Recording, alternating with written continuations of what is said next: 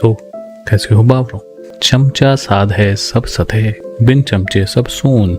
चमचा छोटा हो या बड़ा, लेकिन चमचागिरी के गुणों से ओत प्रोत होना चाहिए। कमर तक झुककर कोर्निस करने वाले व दंडवत लेटने वाले चमचे ज्यादा पसंद किए जाते हैं।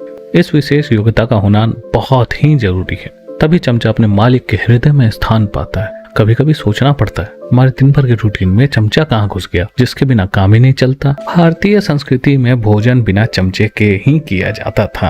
हाथ से खाते थे, थाली से भोजन सीधा मुंह में जाता था, किसी चमचे की कोई आवश्यकता नहीं।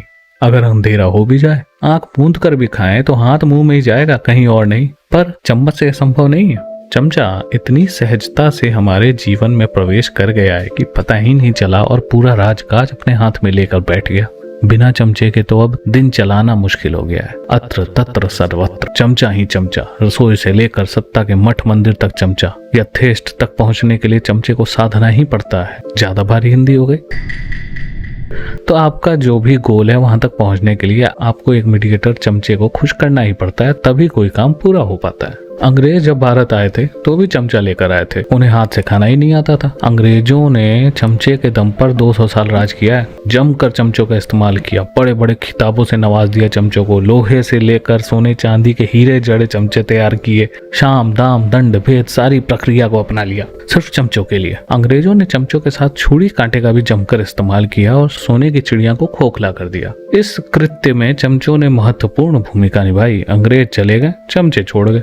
चमचा संस्कृति आजाद भारत की उर्वरा भूमि में बड़ी तीव्रता से पुष्पित पल्लवित हुई। ज्यादा भारी हिंदी हो गई। अरे मतलब कि अंग्रेज जब चले गए तो हमारी संस्कृति में चमचों के लिए इतनी खाद पड़ी हुई थी कि वो धड़ाधड़ ग्रो करने लग गए। चमचों ने मालिक बदल दिए।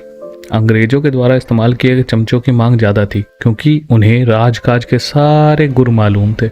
आजादी के बाद भी चमचों ने अपनी उपयोगिता को बनाए रखा। या they were still useful, you know. चमचे सर्वव्यापक हैं, सर्वव्याप्त हैं। They are omni present.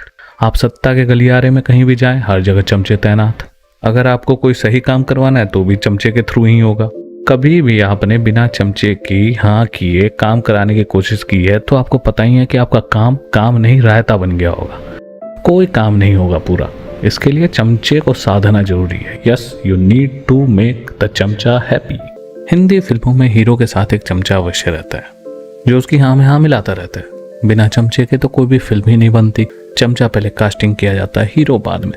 Hero तो बहुत मिल जाएंगे, पर उपयुक्त चमचा मिलना बहुत ही कठिन होता है। चमचा ऐसा होना चाहिए जिसे हीरोइन भी पसंद करे, क्योंकि हीरो और हीरोइन के बीच में चमचा सेतु का काम करता है। The bridge, you know.